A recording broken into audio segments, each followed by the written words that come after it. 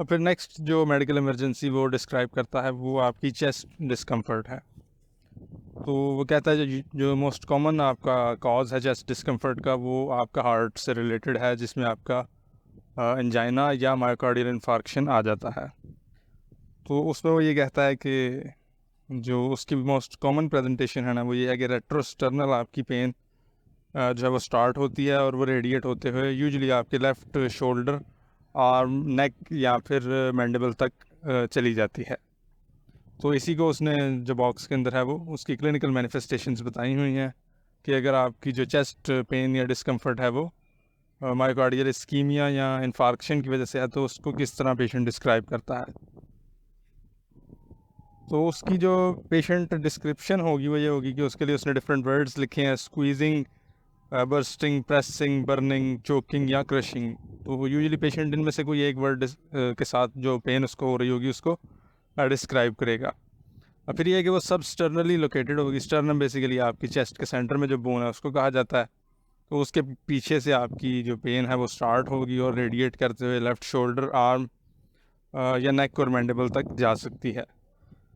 फिर ये है कि यूजुअली जब आप कोई एक्सर्शन का काम शुरू करते हैं उसके बाद वो स्टार्ट होती है, जिस तरह फॉर एग्जांपल आपके एंजाइना की पैथोफिजियोलॉजी है तो वो भी इसी तरह स्टार्ट होती है, या फिर हैवी मील लेने के बाद या एंग्जाइटी वगैरह से शुरू होती है।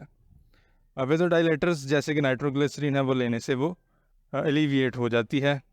और उसके साथ जो अकम्पनिंग सिम्टम्स होते हैं उसमें डिस्निया है, नोज़िया है, वीकनेस है, पैल्पिटेशंस है, पर्स्पिरेशन है और फीलिंग ऑफ इम्पेंडिंग डूम। इस तरह पेशेंट मतलब ये सारी चीज़ें डिस्क्राइब करेगा। फॉर एग्जांपल जिसको पहले से ये कभी एक दो अटैक हुए हैं और वो आपको बता रहा है तो वो या तो जो पॉइंट 1 में उसने वर्ड्स बताया उनसे डिस्क्राइब करेगा, फिर वो कहेगा कि यहाँ से स्टार्ट होती है, यहाँ तक रेडिएट होती है पेन, और ये काम मैं कर रहा था तो शुरू हुई थी, फिर मैंने ये वाली मेडिकेशन ली तो वो रिलीव हो गई और उसके साथ ये वाले सिम्टम्स जो थे वो एडिड थे। तो अगर तो कोई पेशेंट है जिसको पहले से इस तरह की हार्ट की प्रॉब्लम है और उसको अटैक्स हुए हुए हैं तो वो तो अगर उसको ड्यूरिंग ओरल सर्जरी इस तरह का कोई प्रॉब्लम होता है तो वो इटसेल्फ आपको बता देगा कि जी मतलब ये उसी तरह का अटैक है जिस तरह का इसको पहले भी हुआ हुआ है, तो वो आप उसको उसी तरह से ट्रीट कर सकते हैं। लेकिन अगर कोई ऐसा पेशेंट है जिसमें हार्ट डिज़ीज़ की कोई हिस्ट्री नहीं है तो फिर पहले आप समझे कि आप डायग्नोज करेंगे कि ये हार्ट रिलेटेड ही है चेस्ट डिस्कम्फर्ट। तो उसके लिए उसने जो डिफरेंट कॉजेज़ बताई हैं वो एक दूसरे टेबल में उसने या बॉक्स में लिखी हुई हैं, तो वो भी इम्पॉर्टेंट है, वो भी देखनी। तो उसमें जो कॉमन कॉजेज़ हैं उसमें आपका बेसिकली सीवीएस से रिलेटेड एंजाइना और हार्ट अटैक ही हैं। फिर जीआई ट्रैक्ट से जो रिलेटेड है उसमें डिस्पेप्सिया है यानी हार्टबर्न है, हर्निया है, रिफ्लक्स एसोफेजाइटिस है या गैस्ट्रिक अल्सर्स हैं। तो इसके रिलेटेड वो कहता है अगर गैस्ट्रिक रिफ्लक्स की वजह से पेन हो रही है तो अगर आप पेशेंट का पोस्चर चेंज करते हैं यानी उसको अपराइट बिठा देते हैं या फिर एंटासिड की एक गोली दे देते हैं तो उससे अगर उसकी पेन ठीक हो जाती है या इम्प्रूव हो जाती है तो इसका मतलब है कि वो कार्डियोवैस्कुलर सिस्टम की वजह से दर्द नहीं है, वो आपकी जीआईटी में प्रॉब्लम की वजह से पेन थी। फिर मस्कुलोस्केलेटल के अंदर आपका मसल स्पैज्म हो सकता है, रिब और चेस्ट मसल कंट्यूजन्स हो सकती हैं या फिर हाइपरवेंटिलेशन की वजह से हो सकता है। और इसी तरह अनकॉमन कॉजेज़ हैं हर सिस्टम के अंदर, तो वो भी आप एक दफ़ा रीड ज़रूर कर लें। तो जब आपने एक दफ़ा मतलब आइडेंटिफाई कर लिया है कि जो चेस्ट डिस्कम्फर्ट है वो फॉर एग्जांपल आपकी कार्डियोवैस्कुलर डिजीज़ की वजह से है, यानी इधर एंजाइना है या हार्ट अटैक है यानी मायोकार्डियल इन्फार्क्शन है, तो उसके बाद आपने उसकी ट्रीटमेंट इस तरह करनी है कि जो मायोकार्डियल ऑक्सीजन लोड है वो कम से कम करने की कोशिश करनी है और जो मतलब उसकी सप्लाई है ऑक्सीजन की वो आपने इंक्रीज़ करने की कोशिश करनी है। तो उसके लिए उसने जो फ़्लो चार्ट बनाया हुआ है वो देखना है। तो आपने जो ट्रीटमेंट कर रहे हैं वो रोक देनी है और उसको सेमी रिक्लाइंड पोजीशन में ले आना है, और साथ ही आपने उसको नाइट्रोग्लिसरीन की एक टैबलेट सबलिंगुअली उसको दे देनी है। जो इसकी डोजेज इसने 0.4 मिलीग्राम बताई हुई है। अब ये सबलिंगुअली इसलिए देनी है कि अगर ओरली देते हैं तो वो फर्स्ट पास इफेक्ट के अंदर मेटाबोलाइज हो जाती है, और एक तो उसकी एब्जॉर्प्शन को टाइम काफ़ी लगेगा, दूसरा ये कि वो मेजॉरिटी जो उसकी होती है वो फर्स्ट पास इफेक्ट में मेटाबोलाइज हो जाती है तो इफेक्ट नहीं आता। जबकि सबलिंगुअल जो है वो आप समझेंगे एक तो फर्स्ट पास इफेक्ट बाईपास हो जाता है और दूसरा ये कि वो जल्दी एब्जॉर्ब हो जाती है ब्लड के अंदर। साथ आपने जो है वो ऑक्सीजन एडमिनिस्टर करनी है और पल्स और ब्लड प्रेशर चेक करते रहना है। अगर तो आपने एक उसको नाइट्रोग्लिसरीन की टैबलेट दी थी और उससे उसका जो डिस्कम्फर्ट है वो रिलीव हो गया है, तो आप अज्यूम कर सकते हैं कि वो एंजाइना की वजह से हुआ था, जो कि जो इसका कॉज आप ये समझ सकते हैं कि जो स्ट्रेस या एंग्जाइटी थी वो हो सकती है, जो आपकी सर्जरी की वजह से इंड्यूस हुई है। तो अगर तो उसकी डिस्कम्फर्ट रिलीव हो गई है तो आप अज्यूम कर सकते हैं कि एंजाइना है। आप जो ऑक्सीजन आपने स्टार्ट की थी वो 5 मिनट्स के ओवर टेपर करते हुए बंद करेंगे और मॉडिफाई करते हुए कि स्ट्रेस और जो एंग्जाइटी है वो कम से कम हो, आप ट्रीटमेंट दोबारा स्टार्ट कर सकते हैं। लेकिन अगर आपकी फ़र्स्ट नाइट्रोग्लिसरीन टैबलेट से उसकी डिस्कम्फर्ट रिलीव नहीं हुई और 3 मिनट गुजर गए हैं, तो आप सेकंड जो उसको डोज़ है नाइट्रोग्लिसरीन की वो देंगे और दोबारा मॉनिटर करते रहेंगे उसके वाइटल साइंस। अब अगर सेकंड डोज के बाद भी आपकी डिस्कम्फर्ट रिलीव हो गई है, तो सिंपल है कि आप उसको एंजाइना जो है वो डिक्लेयर करके तो आप मॉडिफाई करेंगे ट्रीटमेंट और दोबारा कर देंगे उसका जो काम है। लेकिन अगर सेकंड डोज़ के बाद भी आपकी ठीक नहीं हुई 3 मिनट तक, तो फिर आपने थर्ड डोज़ देनी है और ये है कि फिर आपने बाकी उसके वाइटल साइंस मॉनिटर करते रहने हैं और साथ आपने मेडिकल असिस्टेंस को कॉल कर लेनी है। थर्ड डोज़ के बाद अगर आपकी डिस्कम्फर्ट रिलीव हो जाती है, तो उसके बाद ये है कि आपने फर्दर मॉडिफाई करके ट्रीटमेंट नहीं करना और उसको एक दफ़ा अपने जो प्राइमरी केयर फिजिशियन है उसके पास भेज देना है सारी हिस्ट्री के साथ कि आप पेशेंट में ये ट्रीटमेंट के दौरान ये प्रॉब्लम आई थी और उसको मतलब 3 डोजेस देनी पड़ी हैं नाइट्रोग्लिसरीन की, जिसके बाद उसकी डिस्कम्फर्ट रिलीव हुई है। और जिस तरह फिर वो जो फिजिशियन है वो एडवाइस करेगा उस तरह किया जाएगा फर्दर काम उसका।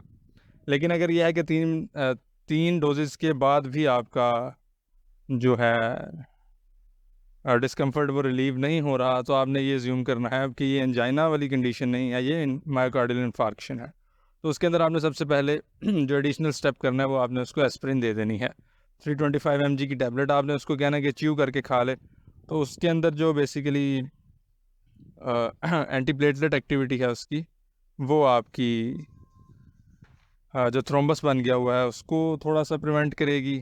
साथ आपने इंट्रावीनस एक आईवी लाइन शुरू कर देनी है क्रिस्टल आर्ट सोल्यूशन की। इसका काम बेसिकली ये है कि वो ब्लड प्रेशर को मेंटेन रखेगा जो आईवी ड्रिप होगी। और साथ अगर आपकी उसकी डिस्कम्फर्ट बहुत ज़्यादा है और उसकी वजह से उसको एंग्जाइटी हो रही है, तो आप एक और मॉर्फिन की जो है वो सबक्यूटेनियसली उसको या इंट्रावेनसली लगा सकते हैं, जो कि 4 to 6 मिलीग्राम होनी चाहिए।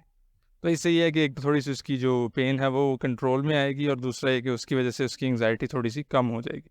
और फिर ये सब चीज़ें आप करने के बाद उसको एमरजेंसी केयर फैसिलिटी यानी हॉस्पिटल की एमरजेंसी में शिफ्ट कर देंगे, या अगर उसमें टाइम है तो फिर आप बेसिक लाइफ सपोर्ट के जो स्टेप्स हैं वो स्टार्ट कर देंगे। उसके बाद फिर वो आ जाता है रेस्पिरेटरी डिफ़िकल्टी जो, तो जो डिफरेंट डिजीज़ उसमें वो बताता है, या इमरजेंसीज आप कह लें जिनको आप टैकल करना पड़ेगा, जिनको आपको जो आपके मतलब क्लिनिक में या प्रैक्टिस के दौरान आप फेस करेंगे, उनमें जो सबसे पहले वो बताता है वो एस्थमा है। तो एस्थमा में पता है कि टाइप 1 हाइपर सेंसिटिविटी रिएक्शन है, और जिस तरह हमने पीछे भी जो हाइपर सेंसिटिविटी रिएक्शंस और उनकी ट्रीटमेंट पढ़ी है, तो ये उन्हीं में से एक समझ के आप इसकी जो मोस्ट सवियर आप समझें मैनिफेस्टेशन है, और उसी की ट्रीटमेंट जो है वो बेसिकली तकरीबन उतनी ही सेम होगी। तो यूजुअली जो एस्थमेटिक पेशेंट्स होते हैं वो कहता है कि वो जो ऑनसेट होता है ना अपने अटैक का, उसको आइडेंटिफाई कर लेते हैं और वो आपको मतलब वार्न कर देंगे कि एस्थमा का अटैक स्टार्ट होने वाला है, और उसकी यूजुअली वो पास एक इन्हेलर वगैरह रखते हैं, तो वो उससे ही जो है वो मतलब उस इन्हेलर को यूज़ कर लेते हैं, और यूजुअली अगर सवियर अटैक ना हो तो वो उसी से ठीक हो जाता है। तो जो मैनिफेस्टेशंस उसकी वो बताता है, वो सबसे पहले देख लेते हैं कि आपने आइडेंटिफाई कैसे करना है कि सिम्टम्स क्या होंगे अस्थमा के अटैक के। तो जो माइल्ड टू मॉडरेट उसकी मैनिफेस्टेशंस हैं, उसमें वीजिंग आ जाती है, डिस्निया है, टैकीकार्डिया, कफिंग और एंग्जाइटी। जबकि जो सवियर मैनिफेस्टेशंस हैं उसमें इंटेंस डिस्निया होगा, नॉस्ट्रल्स फ्लेयर हो जाएंगी और पेशेंट जो है वो रेस्पिरेशन के लिए एक्सेसरी मसल्स यूज़ कर रहा होगा। साथ ही क्योंकि ऑक्सीजन उसकी नहीं प्रॉपरली वेंटिलेशन हो रही, तो उसकी वजह से म्यूकस मेम्ब्रेन्स और नेल बेड्स में साइनोसिस हो जाएगा। ऑस्कल्टेशन अगर आप करेंगे तो उसमें आपको ब्रेथ साउंड्स मिनिमल मिलेंगी, फ्लशिंग ऑफ द फेस हो जाएगी, एक्सट्रीम एंग्जाइटी होगी, मेंटल कन्फ्यूजन होगी और पर्सपिरेशन होगी। तो ये सारे उसके सवियर जो अगर अटैक है तो उसकी मैनिफेस्टेशंस होंगी। अब आपने जब मैनेज करना है तो आपने जो ट्रीटमेंट कर रहे हैं वो रोक देनी है, उसको स्ट्रेट अपराइट जो है वो बिठा देना है अपने यूनिट के ऊपर ही। और अगर तो उसके पास अपना जो इन्हेलर है तो वो आप उसको कहेंगे यूज़ कर ले, अदरवाइज़ अगर आपने क्लिनिक में एक रखा हुआ है तो उसके पास नहीं है तो उसको वो वाला दे दे ताकि वो यूज़ कर ले। उसके अंदर मेटाप्रोटेनॉल, आइसोप्रोटेनॉल, एपिनेफ्रिन इस तरह की चीज़ें हो सकती हैं जो बेसिकली बीटा या बीटा 2 एगनिस्ट्स होंगे, जो बेसिकली आपके जो एयरवेज हैं उनको आप समझेंगे उनकी ब्रोंकोडाइलेशन करवा देंगे। उसके साथ आपने ऑक्सीजन एडमिनिस्टर कर देनी है और वाइटल साइंस मॉनिटर करते रहने हैं। तो अगर तो सिर्फ इन्हीं चीज़ों से आप देखते हैं कि उसने जो इन्हेलर यूज़ किया था उसी से उसकी जो साइंस और सिम्टम्स हैं वो रिलीफ हो गए हैं, तो फिर आपने यह है कि उसकी रिकवरी देखनी है। कोई अगर आईवी आपने स्टार्ट की थी आईवी लाइन तो उसको डिसकंटिन्यू कर दें और उसको एक दफ़ा पेशेंट को जो है वो उसके फिजिशियन के पास भेज दें और उससे उसकी यानी अप्रूवल ले ले। लेकिन अगर इससे साइंस और सिम्टम्स नहीं रिलीव होते और कंटिन्यू रहते हैं तो फिर आपने एपिनेफ्रिन दे देनी है, ये समझते हुए कि सवीयर अटैक हो रहा है। और एपिनेफ्रिन की जो डोज़ है वो भी आपने याद रखनी है कि 0.3 ml है, 1:1000 रेशो में उसको IM या सबक्यूटेनियसली दे सकते हैं। और साथ आपने एक IV लाइन शुरू कर देनी है क्रिस्टलाइट सोल्यूशन की। तो ये भी इसका काम बेसिकली है कि वो ब्लड प्रेशर को मेंटेन रखेगी और वाइटल साइंस मॉनिटर करते रहने हैं। और यूजुअली इसके बाद आपकी जो जो मतलब अटैक की सीवियरिटी है वो कम हो जाएगी या बिल्कुल ठीक हो जाएगी। लेकिन अगर इससे भी ठीक नहीं होती तो फिर एक तो आपने जो मेडिकल इमरजेंसी वाले सर्विसेज हैं उनको कॉल कर देनी है। एम्बुलेंस मतलब फॉर एग्जांपल वो आ जाएगी और वो जो इमरजेंसी हॉस्पिटल का डिपार्टमेंट होगा वहाँ पे उसको शिफ्ट कर दिया जाएगा। और कॉल करने के बाद आपने थियोफाइलिन स्टार्ट कर देनी है। जो 250 mg होगी IV देनी है ओवर 10 मिनट्स और साथ कोर्टिसोन देना है आपने 100 mg IV। और उसके बाद उसको जो इमरजेंसी फैसिलिटी होगी वहाँ पे ट्रांसपोर्ट करने के लिए उसको प्रिपेयर करना है बस। तो ये जो है वो एस्थमा के वाले से जो टोटल उसकी मैनेजमेंट है वो उसने बताई हुई है। और फिर जो रेस्पिरेटरी डिफ़िकल्टीज़ है उसमें वो नेक्स्ट जो प्रॉब्लम बताता है जो आप फेस कर सकते हैं तो वो है आपकी हाइपर वेंटिलेशन। तो हाइपर वेंटिलेशन वो कहता है जो मोस्ट कॉमन आपकी रेस्पिरेटरी डिफ़िकल्टी जो आप एक्सपीरियंस करते हैं अपने पेशेंट्स के अंदर वो ये है। और इसकी जो मोस्ट कॉमन कॉज है वो यूजुअली आपकी एंग्जाइटी होती है। तो होता बेसिकली ये है कि पेशेंट किसी वजह से एंक्शियस हो के ना तो ब्रीदिंग रेट को फास्ट कर देता है, जिसको आप टिकिपनिया कहते हैं। और ब्रीदिंग रेट फास्ट होने के साथ वो एजिटेटेड हो जाता है। और ब्रीदिंग रेट जब आपका फास्ट होता है तो ये बेसिकली होता ही है कि जो CO2 होती है ना वो ज़्यादा लॉस हो जाती है, क्योंकि ज़रूरत से ज़्यादा जो है वो आप एक्सहेल कर देते हैं और उसकी वजह से आपके सिम्टम्स फिर आना शुरू हो जाते हैं। तो उसमें सबसे पहले ये है कि क्योंकि आपकी जो बॉडी के अंदर है जो CO2 वो बेसिकली कार्बोनिक एसिड की तौर पे होती है। तो अब चूँकि आपने CO2 ज़्यादा एक्सहेल कर दिया, बाहर निकाल दिया, तो आपकी जो ओवरऑल कंडीशन है वो एल्कलोसिस की तरफ जाना शुरू हो जाएगी। यानी हाइपर वेंटिलेशन की वजह से रेस्पिरेटरी एल्कलोसिस आपका स्टार्ट हो जाएगा।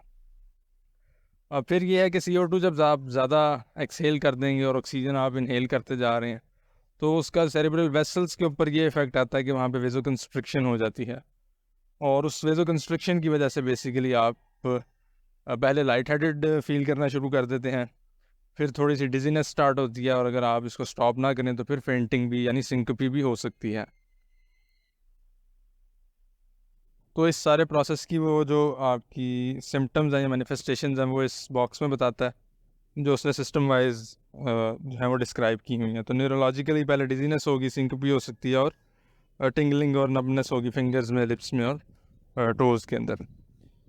फिर रेस्पिरेटरी सिस्टम की अगर बात करें तो उसमें चेस्ट पेन होती है, शॉर्टनेस ऑफ ब्रेथ फीलिंग आती है, रेट और जो डेप्थ ऑफ ब्रीदिंग है वो इंक्रीज़ हो जाता है। उसके अलावा ज़ीरोस्टोमिया स्टार्ट हो जाता है, यानी ड्राई माउथ आपको फील होता है। फिर कार्डियक अगर आप देखें तो उसमें पैल्पिटेशन स्टार्ट हो जाती हैं और टैकीकार्डिया होता है। उसके अलावा मस्कुलोस्केलेटल में मसल स्पैज़म हो सकता है, मायल्जिया, टेटनी, ट्रेमर है।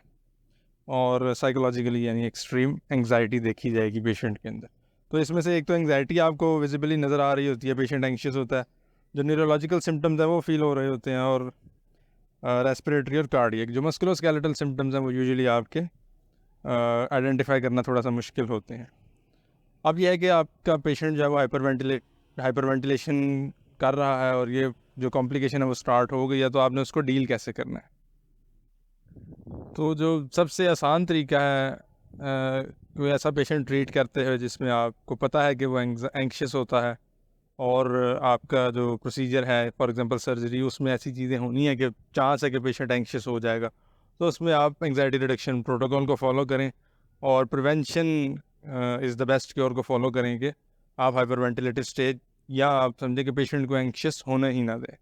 लेकिन अगर हाइपरवेंटिलेशन अब स्टार्ट हो गई है, तो उसमें फिर ये है कि आप जो ट्रीटमेंट कर रहे हैं उसको स्टॉप करें, और अगर कोई फॉरेन ऑब्जेक्ट्स आपने पेशेंट के माउथ में रखे हुए हैं तो वो रिमूव कर लें। फॉर एग्जांपल आप इंप्रेशन ले रहे थे तो वो आप ट्रे रिमूव कर लें, उसको फुली अपराइट बिठाएं और उसको काम करें, उसको वर्बली काम करें, यानी उसको बताएं कि कोई मसले वाली बात नहीं है, आप मतलब ट्रीटमेंट में कोई प्रॉब्लम नहीं हुई, आपने सिर्फ अपने आप को काम करना है, तो ये जो मसला हो रहा है ये ठीक हो जाएगा।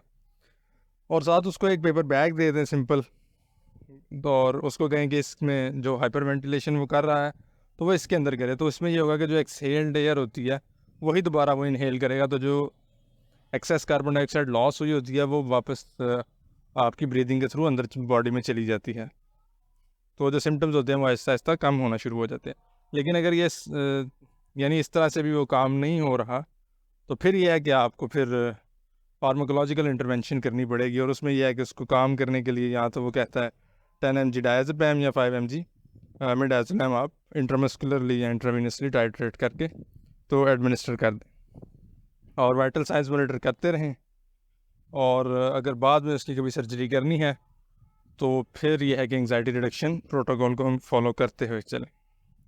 तो सिंपल सा ये आपका हाइपर वेंटिलेशन सिंड्रोम से रिलेटेड उसने मैनेजमेंट बताई हुई है।